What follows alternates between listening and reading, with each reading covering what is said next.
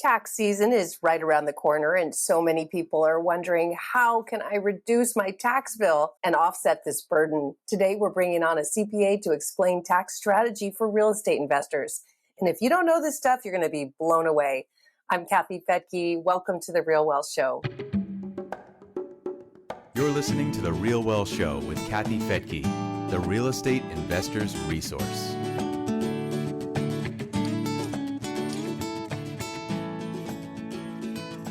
Today, we're talking to Tom Castelli, a CPA with Hall CPA. We've been working with Hall CPA on our real estate rental fund, which has a whole lot of properties in one fund. It's a complicated thing, and they are handling it like rock stars. We love this team. Tom is a tax strategist and investor who helps high-income earners, real estate investors, and business owners keep more of their hard-earned dollars in their pockets or to reinvest in real estate and grow their wealth faster. And it's all legal. So let's bring on Tom. Tom, welcome to the RealWealth Show. Thank you for having me, Kathy. I'm happy to be here today. Well, I thought it would be interesting for a lot of new investors to just go back to the basics today, because I think every time we have a CPA on, we go deep. And I just wanted to kind of go back to an overview of the tax system. So can you just start with a high-level overview of how the U.S. tax system works for earned income versus investment income? Right. Yeah, so that's a great question and great place to start. So for earned income, we are taxed at our ordinary income tax rates, and it's a progressive system. So we're not taxed on a flat tax rate, say at 37%. It progresses from 0 all the way up to 37%. But what we see is that for earned income, we have not only the federal income tax. In many states, you also have state income taxes, sometimes even local taxes, like in a city like New York. And then you also have FICA, which is Social Security and Medicare, which is 7.2%. And then if you have self-employment tax, if you're self-employed, you get to pay both sides of the FICA tax. So your employer normally pays one, you normally pay the other, and that's a combined for 15.3%. So it's not uncommon to see people in the upper tax brackets pay 40 to 50% of their earned income in taxes. I see it all the time in states like New York and California. When you stack all this stuff up, it just adds up. Now, the issue with earned income, it's difficult to shelter. And what do you mean by shelter?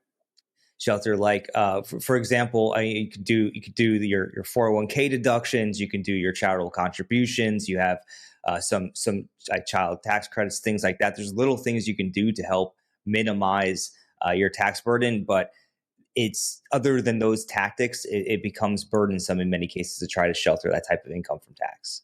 And how much do you need to be making to be paying 50% towards tax? Yeah, you're usually talking about $600,000-$700,000, depending if you're single or married. But it is a substantial amount. You're looking at over $600,000 to be at the top tax bracket.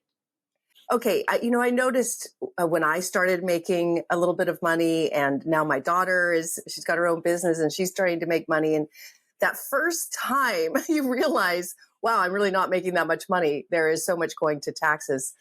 If you were talking to my daughter who just made it, so to speak, but is paying probably 50% of her income, what would be, why would real estate help her? She does own her own home, so she's getting some deductions there, but how could real estate help her cut taxes even further? Yeah, absolutely. I would be the first place that I would start with that is that real estate is taxed a little bit differently. So the tax code favors real estate, and the government put all these favorable things in the tax code for real estate because they want to incentivize the private sector to do housing, right? So we have to come into it with that frame.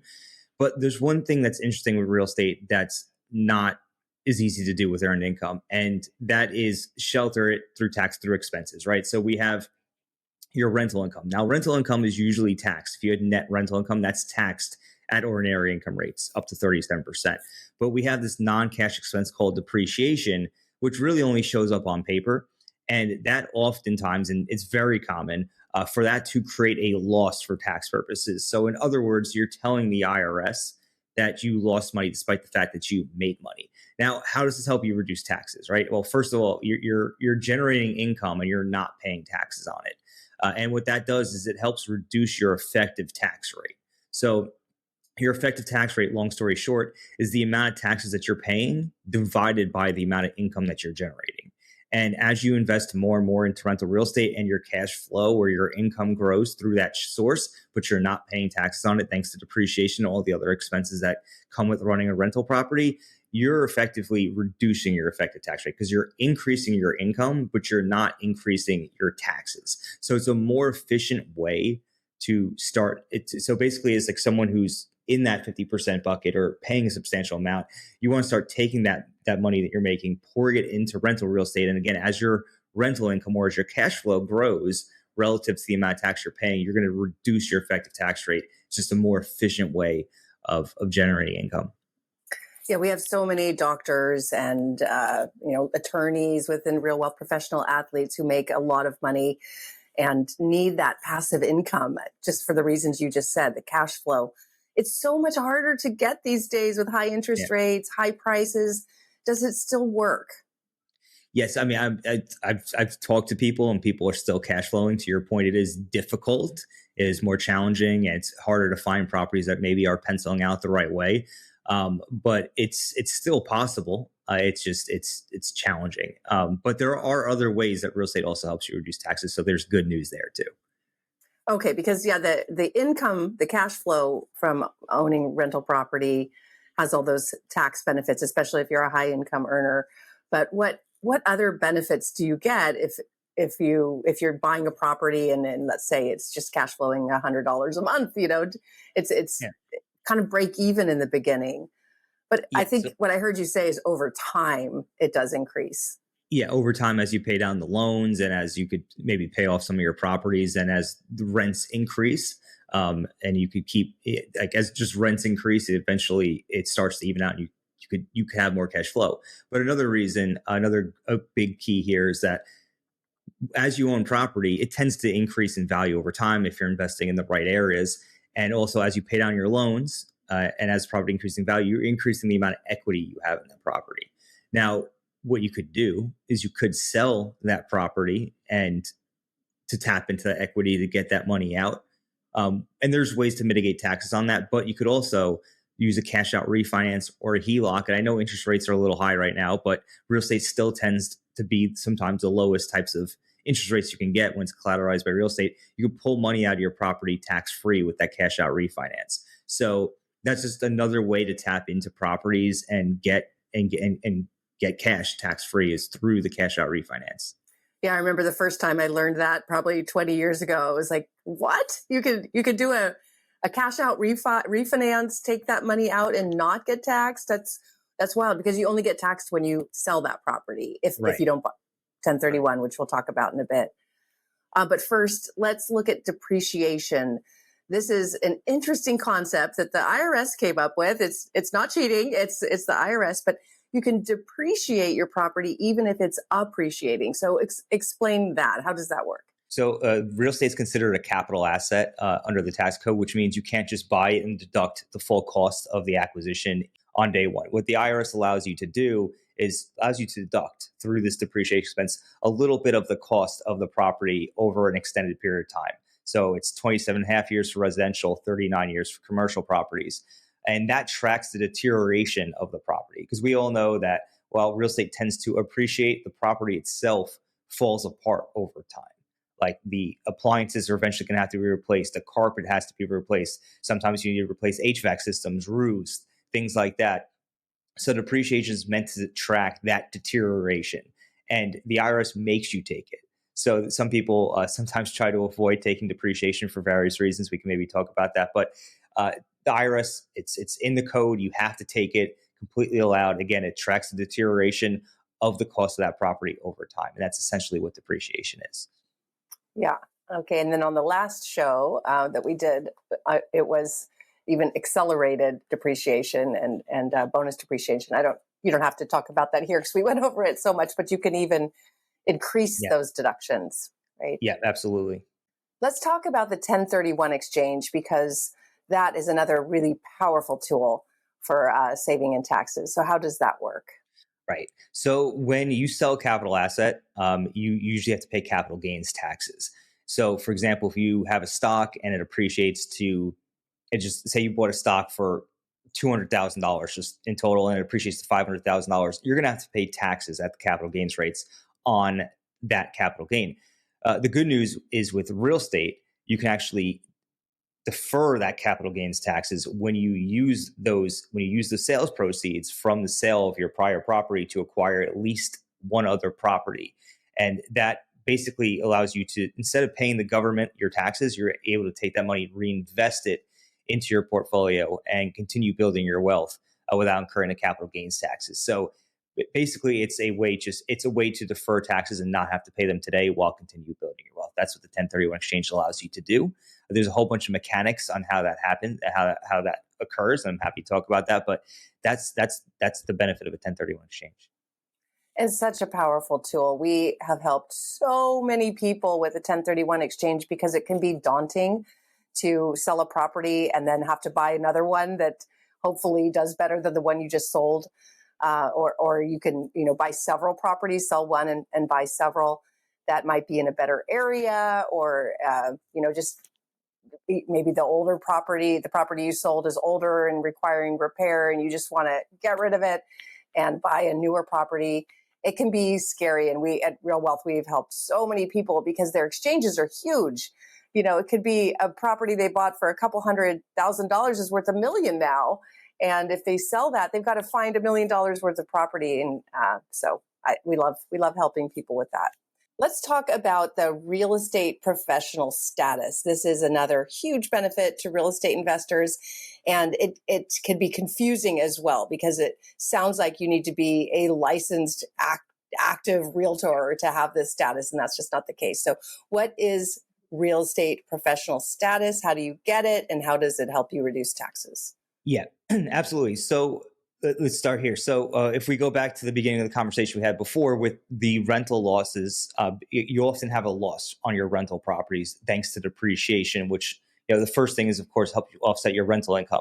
Now, under the U.S. tax code, it says that all rental properties are passive by default. So what that means is that loss that you have on your property, let's just say you have a $20,000 loss, then what happens is that can only offset other passive income that you have, which is presumably rental income or maybe the gain on the sale of a rental property. And if you don't have any passive income, or if your losses exceed all of your passive income, then that loss gets suspended and carried forward for future years. So you really can't use it. However, what the real estate professional status allows you to do is allows you to take that loss and turn it non-passive, which allows you to offset your earned income and other types of income that are not passive.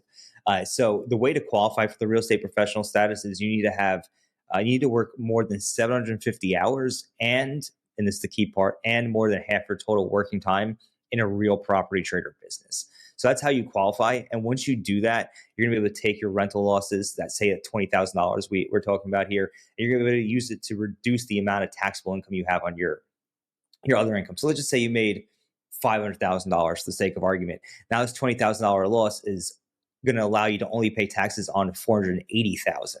And we've seen losses thanks to bonus depreciation and the combination of real estate professional status be $50,000 or $100,000. So now maybe you're only paying tax on $450,000 or $400,000, and that could be substantial as you kind of get into the upper tax brackets. So that's the real estate professional status. One thing I do want to note here on this is that if you do have a full-time job or you are running a business full-time, it can be very challenging to qualify because you need to spend that more than 50% of your total working time in a real estate business. So what we see sometimes is we see a couple, they file joint tax returns where one spouse maybe has a high income job or running a business and the other spouse qualifies as a real estate professional.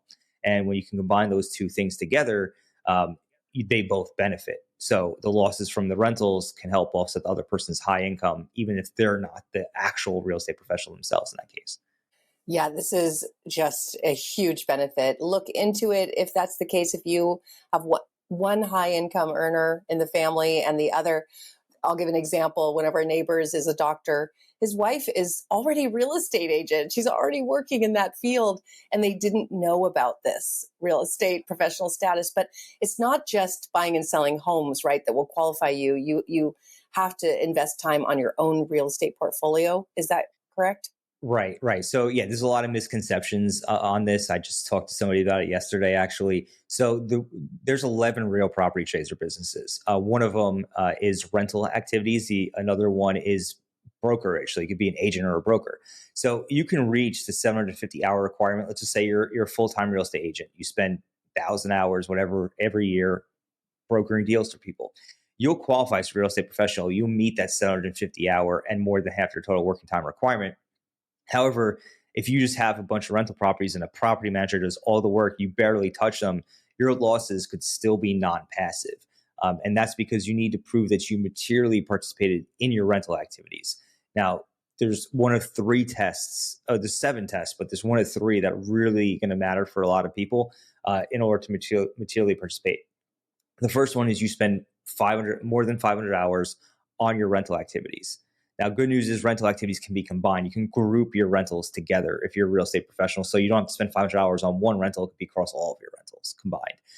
The second test is you do substantially everything yourself, meaning you're a one-person show, more or less. The third one is you spend more than 100 hours and no one else spends more than you. When it comes to the real estate professional status, a lot of people aim for that 500-hour test.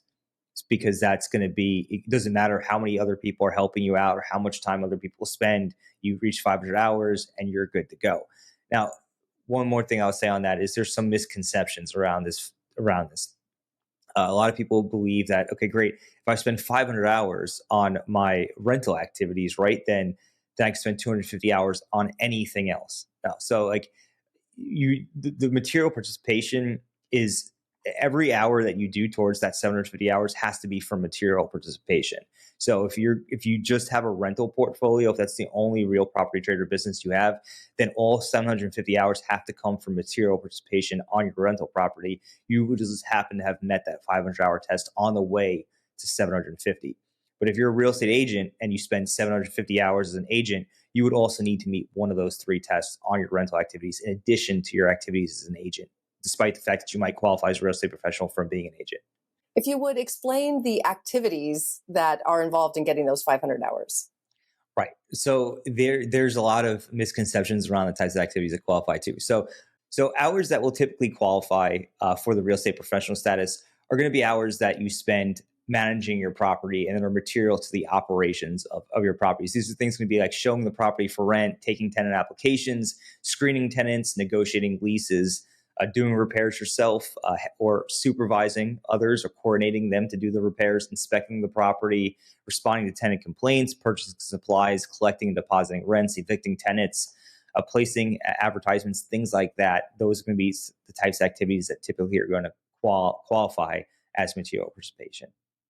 So if you have one property, you're probably not going to qualify for those 500 hours, especially if it's out of state and under property management. I think that's where people get confused, right? You have to have a portfolio. Right. So there's no requirement on the amount of properties that you need to qualify. There have been tax court cases where people have qualified with just one property. Mm-hmm. However, in those cases, they were self-managing. They were not having a property manager. So if you have a property manager, the IRS considers you not to be materially participating. So that's a hurdle because oftentimes the property manager is doing many of the tasks that are the material participation. Well, Thomas, this is a lot for people to understand, and I'm so happy that you'll be doing a webinar with us at RealWealth to help people understand further how they can significantly reduce taxes by investing in real estate. And nothing makes me happier than seeing people be able to build wealth faster. I don't want to say nothing makes me happier, but it makes me very happy when I see people be able to increase their wealth building process and get towards a time when they can live life on their own terms, enjoy real wealth, because they've been able to take advantage of what the IRS and what the government is offering us, which is an opportunity to provide rental housing to those who need it. That's why these benefits exist, right? The government is incentivizing us to provide a business that is needed, which is rental housing, and it's needed more than ever today. So if you want to sign up for this free webinar and get some incredible tax advice from a professional who understands real estate investing, so many CPAs don't understand these details. You really want one who knows how you can maximize your tax benefits. So just go to realwealth.com/webinars. Or if you're at our website, realwealthshow.com, just click on the Learn tab. I'm Kathy Fettke. Thanks so much for joining me here on the Real Wealth Show. And Thomas, thank you so much for sharing your wisdom with us. Thank you for having me.